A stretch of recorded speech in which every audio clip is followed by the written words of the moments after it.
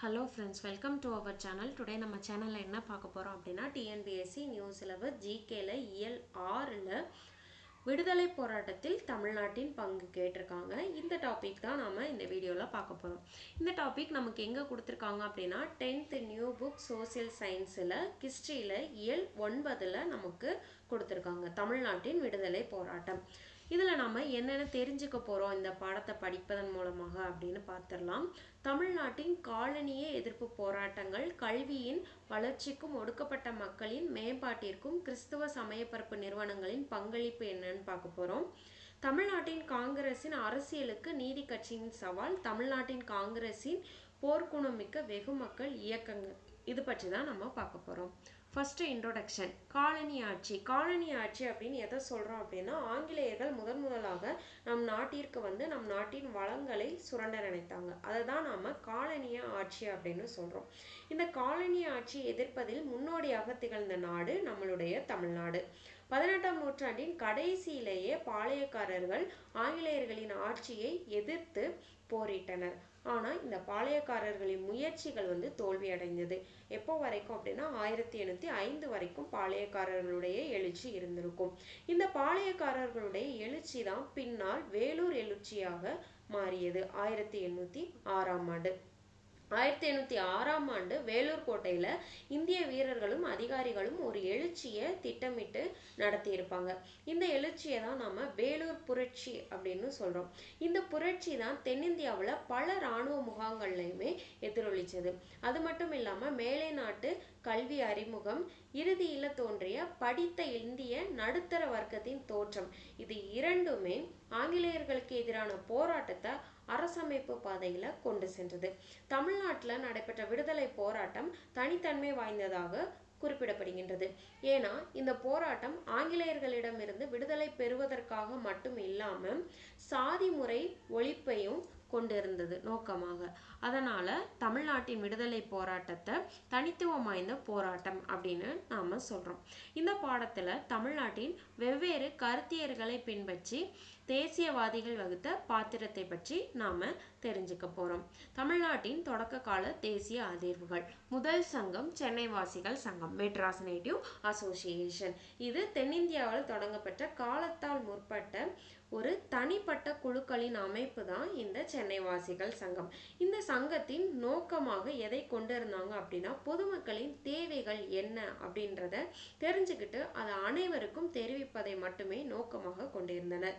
இந்த அமைப்பு 1852ஆம் ஆண்டு கஜிலு லட்சுமி நரசு சீனிவாசனார் மற்றும் அவர்களை சேர்ந்தவர்களால நிறுவப்பட்டது. இதை ஈஸியாக ஞாபகம் வச்சுக்கலாம். 18 நமக்கு ஓட்டுரிமை வயது. ஸோ 18 வயசுல நம்ம கல்யாணமும் பண்ணிக்கலாம். ஸோ 18 வயசான ஒரு பெண் தன்னை விட 5 வயது பெரிய ஆணை திருமணம் முடித்து 2 பெண்களுடன் சென்னைக்கு செல்றாங்க. அந்த சென்னையில லட்சுமி நரசு அப்படின்ற ஒரு டீ கடையில சீனி போட்டு டீ குடிக்கிறாங்க. அப்போ 1852 கஜில லட்சுமி நரசு சீனிவாசனார், இப்படி ஞாபகம் வச்சுக்கலாம். இந்த அமைப்புல வணிகர்கள் மட்டும்தான் அதிக எண்ணிக்கையில இருந்தாங்க. இந்த அமைப்பு உறுப்பினர்களின் நலன்களை எடுத்துரைப்பது, வரிகளை குறைப்பதற்கான கோரிக்கைகள் வைப்பது, இதுதான் நோக்கமாக இருந்தது இந்த சென்னை வாசிகள் சங்கத்தின் நோக்கம். இது மட்டும் இல்லாம அப்போ கிறிஸ்தவ சமயத்தை பரப்புறவங்க இருந்தாங்க. ஸோ இந்த கிறிஸ்தவ சமய பரப்பாளர்களை எதிர்த்தாங்க இந்த சென்னை வாசிகள் சங்கம். அடுத்து நெக்ஸ்ட் பாயிண்ட், வருவாய்த்துறை அதிகாரிகளால் விவசாயிகள் வந்து அதிகமாக சித்திரவதைப்படுத்தப்பட்டனர். இந்த சித்திரவதைப்படுத்தப்படுவதை தடுப்பதற்காக இந்த சங்கமானது சித்திரவதை ஆணையம் அப்படின்ற ஒன்றை நிறுவினாங்க. இந்த ஆணையத்தின் மூலம் இந்த சித்திரவதை சட்டமானது ஒழிக்கப்பட்டது. இருந்தாலும் இந்த சென்னை வாசிகள் சங்கம் 1862க்கு பின்னர் செயலில்லாமல் போனது. இது எப்போ தொடங்கினாங்க? 1852. இதன் நோக்கம் மக்களின் தேவைகளை அனைவருக்கும் தெரிவிப்பது, இதுதான் அதனுடைய நோக்கம். 1862ல செயலில்லாமல் போனது. இதனுடைய முக்கியமான அமைப்பு என்ன அப்படின்னா, சித்திரவதை ஆணையம் ஒன்றை உருவாக்கினார்கள். இந்த ஆணையத்தின் மூலம் விவசாயிகள் மீது இருந்த சித்திரவதை சட்டமானது ஒழிக்கப்பட்டது. இதுதான் இதோட முக்கியமான பாயிண்ட்ஸ். நெக்ஸ்ட், தேசியவாத பத்திரிகைகளின் தொடக்கங்கள். அதுல ரொம்ப முக்கியமானது தி இந்து மற்றும் சுதேசமித்திரன். டி முத்துசாமி அப்படின்றவர் சென்னை உச்ச நீதிமன்றத்தின் முதல் இந்திய நீதிபதியாக 1877 நியமிக்கப்பட்டார். இது மிகப்பெரிய சர்ச்சையை ஏற்படுத்தியது. ஏன்னா இவரை நியமிக்கப்பட்டதன் மூலமாக அப்பொழுது செயல்பட்டு கொண்டிருந்த அனைத்து பத்திரிகைகளும் எதிர்ப்பு தெரிவித்தாங்க. அப்போ ஒரு சில படித்த இளைஞர்கள் எதற்காக எல்லா பத்திரிகைகளையும் எதிர்ப்பு தெரிவிக்கிறாங்க அப்படின்னு பார்க்கும்போது, அப்போ செயல்பட்டு கொண்டிருந்த அனைத்து பத்திரிகைகளுமே ஐரோப்பிய பத்திரிகைகளாக இருந்தது. ஸோ நம்மளுடைய எண்ணங்களை வெளிப்படுத்துவதற்கு நமக்கு ஒரு பத்திரிகை வேணும் அப்படின்னு அவங்க யோசிச்சாங்க. அப்படி யோசிச்சதுனால 1878 தி இந்து அப்படின்ற ஒரு செய்தி பத்திரிகையை தொடங்கினாங்க. யார் யார் தொடங்கினாங்க அப்படின்னா ஜி சுப்பிரமணியம், எம் வீரராகவாச்சாரியார் மற்றும் அவர்களுடைய நண்பர்கள் 4 பேர் சேர்ந்து 1878 தி இந்து அப்படின்ற ஒரு செய்தி பத்திரிகையை தொடங்கியிருக்காங்க. இந்த பத்திரிகை அதற்கு பிறகு தேசிய பிரசாரத்திற்கு ஒரு கருவியாக திகழ்ந்திருக்கு. நெக்ஸ்ட், 1891 சுதேசமித்திரன் எனும் தேசிய பருவ இதழை ஜி சுப்பிரமணியன் அவர்கள் தொடங்கினார். இதுவே 1899 நாளிதழாக மாறியது. இதைத் தொடர்ந்து Indian Patriot, South Indian Mail, Madras Standard, Desabhimani, Vijaya, Suryodayam, India போன்ற பத்திரிகைகள் தொடங்குவதற்கு ஊக்கமளித்தது எது அப்படின்னா சுதேசமித்திரன் எனும் பத்திரிகை. ஓகே, இதில் நம்ம தெரிஞ்சுக்க வேண்டியது, டி முத்துசாமி என்பவர் சென்னை உயர்நீதிமன்றத்தின் முதல் இந்திய நீதிபதியாக 1877 நியமிக்கப்பட்டார். அப்போ செயல்பட்டு கொண்டிருந்த அனைத்து பத்திரிகைகளும் எதிர்ப்பை தெரிவித்தனர். ஸோ நம்மளுடைய எண்ணங்களை வெளிப்படுத்துவதற்காக நமக்கு ஒரு பத்திரிகை வேண்டும் அப்படின்னு யோசித்த சில இளைஞர்கள் 1878 தி இந்து அப்படின்ற ஒரு பத்திரிகையை உருவாக்கினார்கள். யார் யார் இதை தொடங்கினாங்க அப்படின்னா ஜி சுப்பிரமணியம், எம் வீரராகவாச்சாரி ஆகிய மற்றும் அவர்களுடைய நண்பர்கள் 4 பேர் தொடங்கினாங்க. 1891 ஜி சுப்பிரமணியம் சுதேசமித்திரன் அப்படின்ற பெயரில் ஒரு தேசிய பருவ இதழை தான் தொடங்கியிருக்காங்க. இதுதான் அதுக்கு அடுத்து 1899 நாளிதழாக மாறுது. இதுவே பின்னாடி நிறைய உள்நாட்டு பத்திரிகைகள் தொடங்குவதற்கு காரணமாக இருந்தது. நெக்ஸ்ட், சென்னை மகாஜன சபை. சென்னை மகாஜன சபை ரொம்ப முக்கியமான ஒன்று. அதாவது இந்த சபை தொடங்கும் போதே இதனுடைய கொள்கைகள் எப்படி இருந்துச்சு அப்படின்னா தேசிய நோக்கங்களோடு ஏற்படப்பட்டது. அதாவது தெளிவான தேசிய நோக்கங்களோடு தொடங்கப்பட்ட ஒரு அமைப்பு தான் இந்த சென்னை மகாஜன சபை. இது 1884 மே 16 தொடங்கப்பட்டது. யாரால் அப்படின்னா M Veeraraghavachari, P Anandacharlu, P Rangaiah மற்றும் சிலரால் நிறுவப்பட்ட இந்த அமைப்பின் தலைவராக யார் பொறுப்பேற்றாங்க அப்படின்னா பி ரங்கையா. இதனுடைய செயலாளர் பி அனந்தாச்சார்லு. இந்த அமைப்பு நோக்கம் எப்படி இருந்தது அப்படின்னா, குறிப்பிட்ட இடைவெளிகளில் இந்த அமைப்பில் செயல்பட்டு கொண்டிருந்தவர்கள் கூட்டமைப்பு நடத்தி மக்களின் பொது பிரச்சனைகள் என்னென்ன அப்படின்றத விவாதித்து பிறகு அவர்களுடைய கருத்துக்களை அரசுக்கு தெரியப்படுத்தினர். இதுதான் சென்னை மகாஜன சபையின் நோக்கமாக இருந்தது. சரி, இவர்களுடைய முக்கிய கோரிக்கைகள் என்னென்னு பார்க்கலாம். குடிமை பணிகள் அப்படின்றது இப்போ நம்ம எழுதுறோம் இல்லையா, டிஎன்பிஎஸ்சி. இந்த டிஎன்பிஎஸ்சி எக்ஸாமு இந்தியாவிலையும் இங்கிலாந்துலையும் ஒரே சமயத்தில் நடத்தப்படணும் அப்படின்றதான் சென்னை மகாஜன சபையின் முதல் கோரிக்கையாக இருந்தது. இரண்டாவது, லண்டனில் இருக்கக்கூடிய இந்திய கவுன்சிலை மூடணும். மூன்றாவது, வரிகளை குறைக்கணும். நான்காவது, இராணுவ குடியியல் நிர்வாக செலவுகளை குறைக்கணும். இதுதான் இந்த அமைப்பின் கோரிக்கையாக இருந்தது. பின்னால் இந்த சென்னை மகாஜன அமைப்பின் கோரிக்கைகள் அனைத்தும் பின்னாடி 1885 இந்திய தேசிய காங்கிரஸ் ஆனது உருவாக்கப்பட்டது. இந்த சென்னை மகாஜன சபையின் கோரிக்கைகள் 1885 இந்திய தேசிய காங்கிரசின் கோரிக்கைகளாக மாறியது. ஓகே, இதில் நம்ம ஞாபகம் வச்சுக்க வேண்டியது தெளிவான தேசிய நோக்கங்களுடன் தொடங்கப்பட்ட தொடக்க கால அமைப்பு தான் சென்னை மகாஜன சபை. இது 1884 May 16 M Veeraraghavachari, P Anandacharlu, P Rangaiah மற்றும் சிறலால் துவங்கப்பட்டது. இதனுடைய முதல் தலைவர் பி ரங்கையா, செயலாளராக பொறுப்பேற்றவர் பி ஆனந்தாச்சார்லு. இவர்களுடைய நோக்கங்கள் என்ன அப்படின்னா, குறிப்பிட்ட இடைவெளிகளில் கூட்டம் அமைத்து பொது பிரச்சனைகளை விவாதித்து அவர்களுடைய கருத்துக்களை அரசுக்கு தெரிவிப்பாங்க. இது 4 முக்கிய கோரிக்கைகள் வெளியிட்டாங்க. 1, குடிமை பணிகளுக்கான தேர்வுகள் இங்கிலாந்து, இந்தியா இரண்டிலும் ஒரே டைம்ல நடத்தணும். லண்டன்ல இருக்கக்கூடிய இந்திய தேசிய கவுன்சிலை மூடணும். வரியை குறைக்கணும். இராணுவ குடியியல் நிர்வாகத்திற்காக செய்யப்படுகின்ற செலவுகளை குறைக்கணும். இதுதான் இதனுடைய முக்கிய நோக்கமாக இருந்தது. இந்த சென்னை மகாஜன சபையின் நோக்கம்தான் பின்னாளில் இந்திய தேசிய காங்கிரஸின் நோக்கமாக மாறியது. ஓகே, அடுத்து மிதவாத கட்டம். சென்னை மகாஜன சபை, இந்த சபை தான் மாகாண அமைப்புகள் அகில இந்திய அளவிலான அமைப்புகள் நிறுவப்படுவதற்கு மிகவும் வழிகோலியது இந்த சென்னை மகாஜன சபை. இந்தியாவில் பல்வேறு பகுதிகளில் இருந்தும் இந்திய தேசிய காங்கிரஸின் தலைவர்கள் இந்திய தேசிய காங்கிரஸ் தொடங்குறதுக்கு முன்னாடியே கூட்டங்களை நடத்திக்கிட்டு இருந்தாங்க. அவ்வாறு தொடங்கப்பட்ட ஒரு கூட்டம் தான் 1884 டிசம்பர்ல அடையாறு அப்படின்ற இடத்துல இருக்கக்கூடிய பிரம்மஞான சபையில் கூடியது.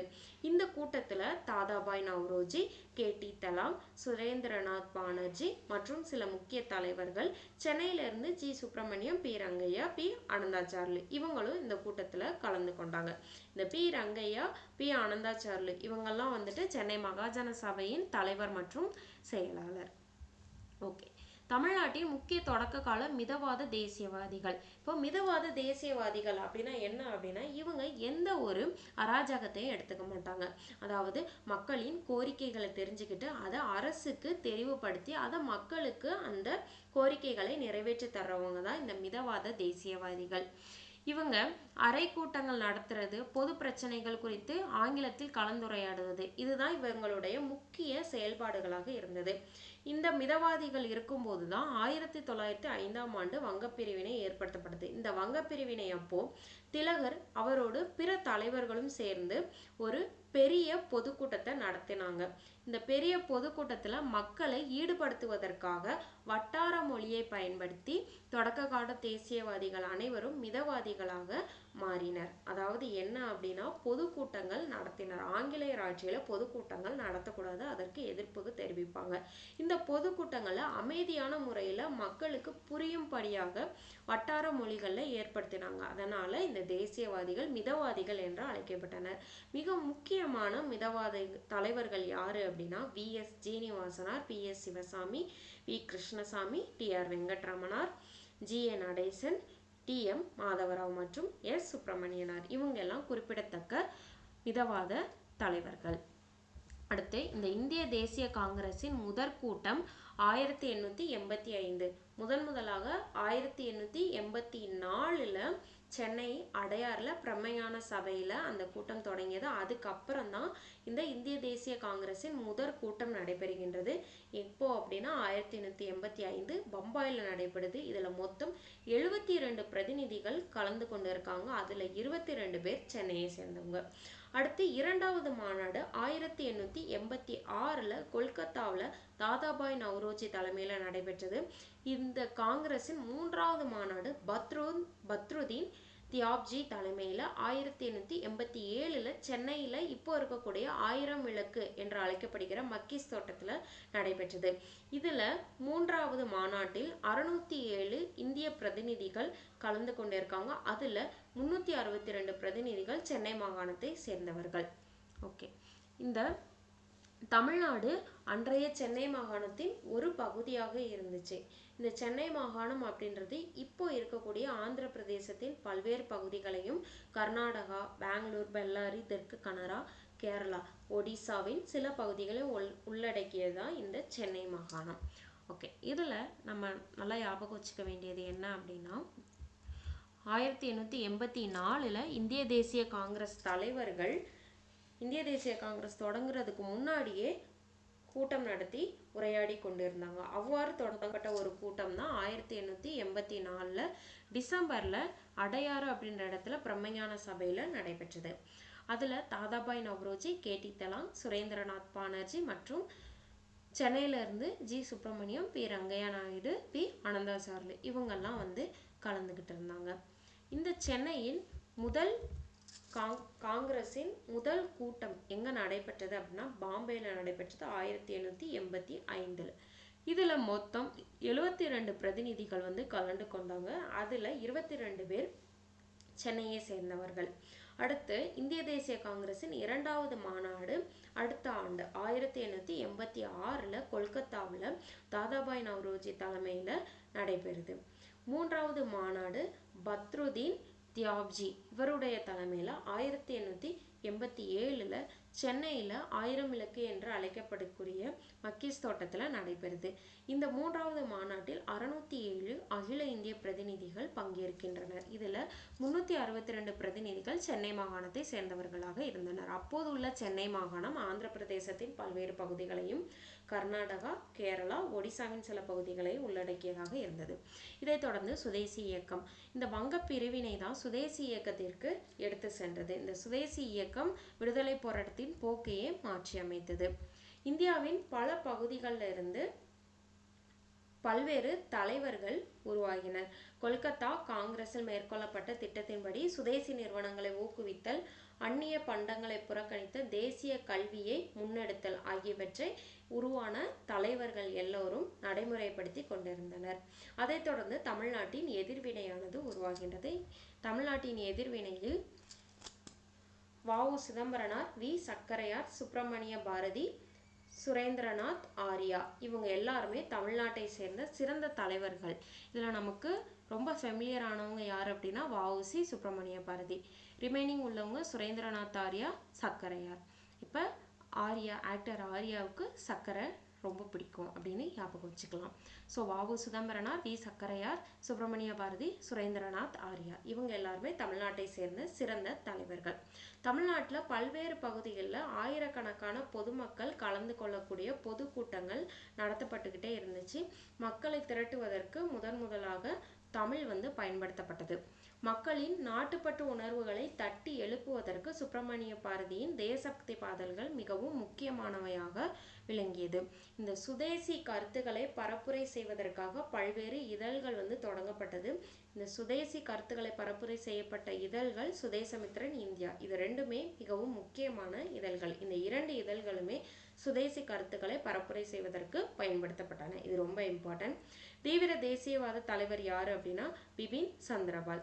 இவர் சென்னையில சுற்றுப்பயணம் மேற்கொள்ளும் போதுல நிறைய சொற்பொழிவுகள் ஆற்றினார். இவருடைய சொற்பொழிவால் நிறைய இளைஞர்கள் ஈர்க்கப்பட்டனர். அதனால சுதேசி இயக்கத்துல மாணவர்களும் இளைஞர்களும் அதிகமாக பங்கு பெற்றனர். ஓகே, இதுல நம்ம ஞாபகம் வச்சுக்க வேண்டியது தமிழ்நாட்டின் எதிர்வினை சுதேசி இயக்கம் எவ்வாறு தோன்றியது அப்படின்னா 1905 ஏற்பட்ட வங்க பிரிவினை தான் சுதேசி இயக்கத்திற்கு காரணமாக இருந்தது. அந்த சுதேசி இயக்கம் ஏற்படும் போது தமிழ்நாட்டின் பல்வேறு பகுதிகளில் பல்வேறு தலைவர்கள் தோன்றிட்டு இருந்தாங்க. அந்த தலைவர்கள் எதை நடைமுறைப்படுத்தினாங்க அப்படின்னா சுதேசி நிறுவனங்களை ஊக்குவிப்பது, அந்நிய பண்டங்களை புறக்கணிப்பது, தேசிய கல்வியை முன்னெடுப்பது ஆகியவற்றை நடைமுறைப்படுத்தி கொண்டிருந்தாங்க. அடுத்து தமிழ்நாட்டின் எதிர்வினை வ.உ. சிதம்பரனார், வி. சக்கரையார், சுப்பிரமணிய பாரதி, சுரேந்திரநாத் ஆரியா இவங்க எல்லாருமே தமிழ்நாட்டை சேர்ந்த சிறந்த தலைவர்களாக விளங்கினர். மக்களிடையே நாட்டுப்பற்று உணர்வை தட்டி எழுப்புவதற்கு சுப்பிரமணிய பாரதியாரின் தேசபக்தி பாடல்கள் மிகவும் முக்கியமாக விளங்கியது. சுதேசி கருத்துக்களை பரப்புரை செய்வதற்காக இந்தியா, சுதேசமித்திரன் ஆகிய இதழ்களை உருவாக்கினர். அந்த இதழ்கள் சுதேசி கருத்துக்களை பரப்புரை செய்வதற்கு பயன்படுத்தப்பட்டன. தீவிர தேசியவாத தலைவர் பிபின் சந்திரபால். இவர் சென்னையில் சுற்றுப்பயணம் மேற்கொள்ளும் போதுல சில சொற்பொழிவுகளை இயற்றினார். இவருடைய சொற்பொழிவுகளால் பல்வேறு மாணவர்களும் இளைஞர்களும் இந்த சுதேசி இயக்கத்தில் கலந்து கொண்டனர். அடுத்து சுதேசி நீராவி கப்பல் நிறுவனம். சுதேசியை செயல்படுத்துவதில் மேற்கொள்ளப்பட்ட துணிகரமான நடவடிக்கைகள்ல ஒண்ணுதான் இந்த வ.உ. சிதம்பரனாரால் தொடங்கப்பட்ட சுதேசி நீராவி கப்பல் நிறுவனம். இவர் காளியா மற்றும் லாவோ ஆகிய 2 கப்பல்களை விலைக்கு வாங்கி தூத்துக்குடியிலிருந்து கொழும்புக்கும் இடையே ஓட்டினார். ஓகே, இதில் நம்ம ஞாபகம் வச்சுக்க வேண்டியது வ.உ. சிதம்பரனால் தொடங்கப்பட்ட சுதேசி நீராவி கப்பல் நிறுவனம். இவர் காளியா லாவோ ஆகிய 2 கப்பல்களை விலைக்கு வாங்கி தூத்துக்குடிக்கும் கொழும்புக்கும் இடையே ஓட்டினார். ஓகே, கப்பல் நேம் காளியா லாவோ. இதை ஈஸியாக எப்படி ஞாபகம் வச்சுக்கணும், காலியான கப்பலை ஈஸியாக லாபகரமாக நம்ம எடுத்துகிட்டு வந்துடலாம். ஸோ காளியா லாவோ அப்படி ஞாபகம் வச்சுக்கலாம். இதனைத் தொடர்ந்து திருநெல்வேலி எழுச்சி. திருநெல்வேலியிலையும் தூத்துக்குடியிலையும் நூற்பாலை தொழிலாளர்களை அணி திரட்டி கொண்டிருந்தவர்கள் யார் யார் அப்படின்னா வ.உ.சி. சுப்பிரமணிய சிவா. இவர்கள் 1908 ஐரோப்பியருக்கு சொந்தமான கோரல் நூற்பாறையில் நடைபெற்ற வேலை நிறுத்தத்திற்கு தலைமை ஏற்றாங்க. இந்த நிகழ்வு நடைபெற்ற சமயத்தில் தான் பிபின் சந்திரபால் என்பவர் விடுதலை செய்யப்பட்டாங்க.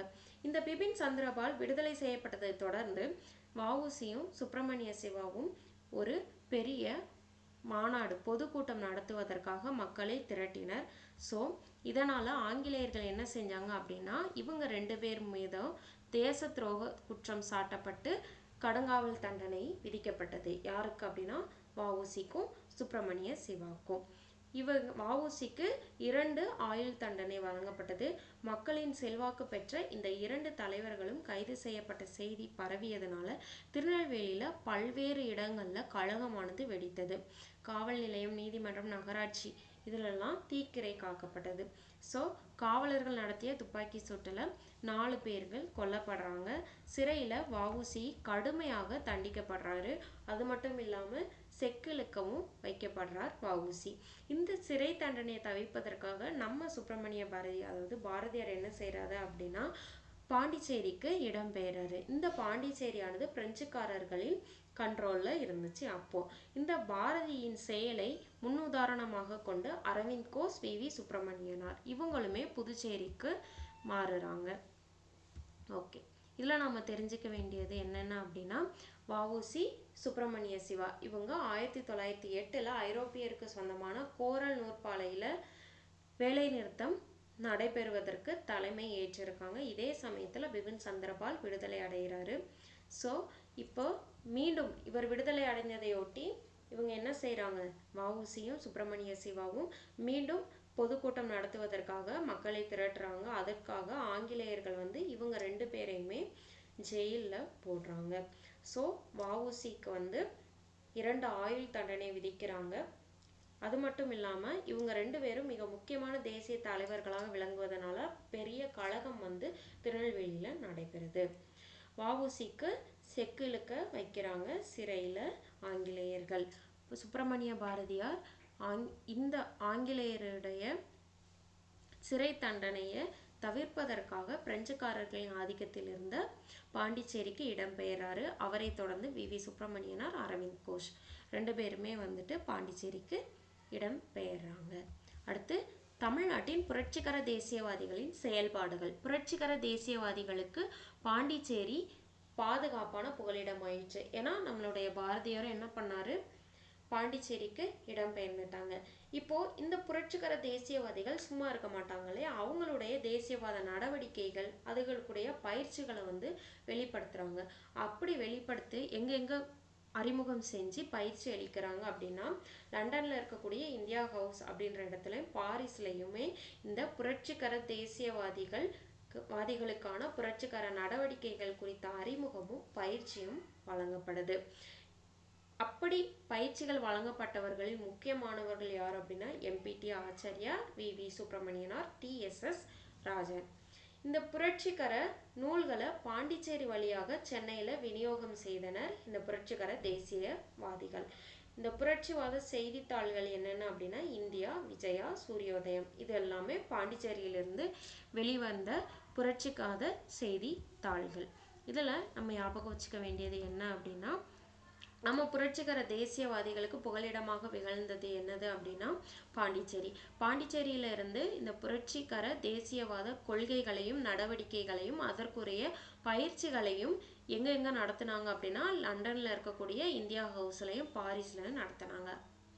அடுத்து புரட்சிவாத செய்தித்தாள்களான இந்தியா, விஜயா, சூரியோதயம் இது எல்லாமே பாண்டிச்சேரியிலிருந்து வெளிவந்தன. அடுத்து ஆஷ் கொலை. 1904 நீலகண்ட பிரம்மச்சாரி மற்றும் வேறு சிலரால் உருவாக்கப்பட்ட ஒரு சங்கம் தான் இந்த பாரத மாதா சங்கம். இந்த பாரத மாதா சங்கத்தின் நோக்கம் என்ன அப்படின்னா, ஆங்கிலேயர்களை நம்ம கொலை செஞ்சிட்டோம் அப்படின்னா மக்களிடையே நாட்டுப்பற்று உணர்வை தூண்ட முடியும் அப்படின்றதான் இந்த அமைப்பின் நோக்கம். இந்த அமைப்பின் நோக்கத்தால் ஈர்க்கப்பட்டவர் தான் வாஞ்சிநாதன். ஸோ இந்த வாஞ்சிநாதர் என்ன செய்யறாரு அப்படின்னா, 1911 ஜூன் 17 திருநெல்வேலி மாவட்ட ஆட்சியராக இருந்தவர் யார் அப்படின்னா ராபர்ட் ஆஷ். இந்த ராபர்ட் ஆஷை 1911 ஜூன் 17 மணியாச்சி ரயில் சந்திப்புல சுட்டு கொண்டுறாரு. அதற்கு பிறகு அவரே தன்னைத்தானே சுட்டுக் கொள்கிறார் இந்த வாஞ்சிநாதன். இதுதான் ஆஷ் கொலை. ஓகே, எப்போ நடந்தது? 1911 ஜூன் 17 திருநெல்வேலி ஆட்சியரான ஆஷ் என்பவரை மணியாச்சி ரயில் சந்திப்பில் வாஞ்சிநாதன் சுட்டு கொன்றார். ஓகே, அடுத்து அன்னி பெசன்ட் அம்மையாரும் தன்னாட்சி இயக்கமும். இப்போ தீவிர தேசியவாதிகளும் புரட்சிகர தேசியவாதிகளும் ஆங்கிலேயர்களால் அடைக்கப்பட்டது. ஓகேவா? ஸோ இப்படி நிறைய எழுச்சிகள் நம்ம பார்த்தோம் இல்லையா, திருநெல்வேலியில புரட்சி ஏற்பட்டது, அப்புறம் ஆஷ் கொலை, இந்த மாதிரி புரட்சிகள்லாம் நடந்ததுக்கு அப்புறம் ஆங்கிலேயர்களுடைய நடவடிக்கை மிகவும் கொடூரமாக இருந்தது. ஸோ அதுக்கடுத்து இந்த தேசியவாதிகள் அனைவருமே ஒடுக்கப்பட்டனர். ஸோ அப்போ நம்மளுடைய மிதவாத தேசியவாதிகள் இருக்கு இல்லையா, அவங்க என்ன செய்யறாங்க அப்படின்னா, இவ்வளவு தூரம் நடந்ததுக்கு அப்புறம் ஒரு சில அரசியலமைப்பு மாற்றங்களை கொண்டு வருவாங்க அப்படின்னு எதிர்பார்த்தாங்க. ஆனா அது எதுவுமே நடக்கல. ஸோ அதனால இவங்க எல்லாருமே மனசோர்வு அடைகிறாங்க. இந்த சமயத்துல தான் நம்ம அன்னி பெசன்ட் வராங்க. இவங்க பிரம்மஞான சபையின் தலைவராக விளங்கியவர், அயர்லாந்து பெண்மணியாக இருந்தவர் தான் இந்த அன்னி பெசன்ட். அப்போ அயர்லாந்துல தன்னாட்சி நடைபெற்று கொண்டிருந்தது. அந்த தன்னாட்சி அமைப்புகளை கொண்டு வரணும் அப்படின்றதுக்காக தன்னாட்சி கொள்கைகளை முன்மொழிந்தவர் அன்னி பெசன்ட். 1916 தன்னாட்சி இயக்கத்தை தொடங்கினார் அன்னி பெசன்ட். இந்த இயக்கமானது அகில இந்திய அளவில் தன்னாட்சி வழங்கப்பட வேண்டும் அப்படின்ற கோரிக்கையை தான் முன்னெடுத்து சென்றது. இந்த திட்டத்திற்கு உதவி புரிந்தவர்கள் யார் யார் அப்படின்னா, GS அருண்டேல், PP வாடியா மற்றும் CP ராமசாமி. ஆங்கிலேய அரசின் ஓரளவுக்கு விசுவாசம் கொண்ட ஒரு அமைப்பு தான் இந்த தன்னாட்சி இயக்கம். இந்த தன்னாட்சி இயக்கத்தில் ஏற்படுத்தக்கூடிய தன்னுடைய அன்னி பெசன்ட் அம்மையாரின் திட்டத்தை மக்களிடையே கொண்டு செல்வதற்காக அன்னி பெசன்ட் என்ன செய்யறாங்க அப்படின்னா, நியூ இந்தியா மற்றும் காமன்வெல்த் ஆகிய 2 செய்தித்தாள்களை தொடங்குறாரு. அதிநவீன வசதிகளுடன் கூடிய ரயில்ல அடிமையா இருக்கிறத விட சுதந்திரத்தோடு கூடிய மாட்டு வண்டியில செல்றதே சிறந்தது அப்படின்னு அன்னி பெசன்ட் அவர்கள் கூறுகிறார். இது ரொம்ப இம்பார்ட்டன்ட். இந்த கூற்று கொடுத்து கூறியவர் யார் அப்படின்னு கேட்கலாம். அடுத்து 1910 பத்திரிகை சட்டம் நிறைவேற்றப்படுது. இந்த பத்திரிகை சட்டத்தின்படி அன்னி பெசன்ட் அவர்களுக்கு தொகை அதிகமாக செலுத்தணும், தண்டனையா கொடுக்கறாங்க. ஏன்னா அவங்க நியூ இந்தியா காமன்வெல்த் ஆகிய 2 செய்தித்தாள்களை தொடங்கி இருந்தாங்க. அடுத்து அன்னி பெசன்ட் அவர்கள் விடுதலை பெற இந்தியா எப்படி துயருற்றிருந்தது, இந்தியா ஒரு தேசம் எனும் 2 புத்தகங்களையும் சுயாட்சி குறித்த துண்டு பிரசுரத்தையும் எழுதினார் அன்னி பெசன்ட். ஓகே, இதுல நம்ம ஞாபகம் வச்சுக்க வேண்டியது என்ன அப்படின்னா, தேசியவாதிகளும் புரட்சிகர தேசியவாதிகளும் ஆஷ் கொலைக்கு அப்புறம் அடக்கப்பட்டனர். அதுக்கப்புறம் அரசியலமைப்பில் எந்த ஒரு மாற்றமும் ஏற்படவில்லை. அந்த சமயத்துல பிரம்மஞான சபையின் தலைவர் அயர்லாந்து பெண்மணியான அன்னி பெசன்ட் அவர்கள் அயர்லாந்தின் தன்னாட்சி இயக்கத்தை முன்மொழிகிறார். 1916 தன்னாட்சி இயக்கத்தை தொடங்கி இருக்காங்க. இது அகில இந்திய அளவில் தன்னாட்சி வழங்கப்பட வேண்டும் அப்படின்றத நோக்கமாக கொண்டதுதான் இந்த தன்னாட்சி இயக்கம். இதுக்கு உதவி புரிஞ்சவர்கள் GS Arundale, PP Wadia, CP Ramasamy. தன்னுடைய கோரிக்கைகளை மக்களிடையே கொண்டு சேர்ப்பதற்காக அன்னி பெசன்ட் நியூ இந்தியா காமன்வெல்த் ஆகிய 2 செய்தித்தாள்களை தொடங்குறாரு. அந்த அன்னி பெசன்டின் முக்கியமான கூற்று என்ன அப்படின்னா, அதிநவீன வசதிகளுடன் கூடிய ரயிலில் அடிமையாக இருப்பதை விட சுதந்திரத்தின் கூடிய மாட்டு வண்டியே சிறந்தது. இதை கூறியவர் அன்னி பெசன்ட். 1910 பத்திரிகை சட்டத்தின்படி அன்னி பெசன்ட்டுக்கு ஃபைன் போடுறாங்க. அதை தொடர்ந்து அன்னி பெசன்ட் விடுதலை பெற இந்தியா எப்படி துயருற்றது, இந்தியா ஒரு தேசம் ஆகிய 2 புத்தகங்களையும் எழுதியிருக்காங்க. சுயாட்சி குறித்த துண்டு பிரசுரத்தையும் எழுதியிருக்காங்க. நெக்ஸ்ட் பிராமணர் அல்லாத இயக்கமும் காங்கிரஸிற்கு சவாலும். இதெல்லாம் நம்ம நெக்ஸ்ட் வீடியோவில் பார்க்கலாம். வீடியோ பிடிச்சிருந்தா சப்ஸ்கிரைப் பண்ணுங்கள், லைக் பண்ணுங்கள், ஷேர் பண்ணுங்கள். தேங்க்யூ.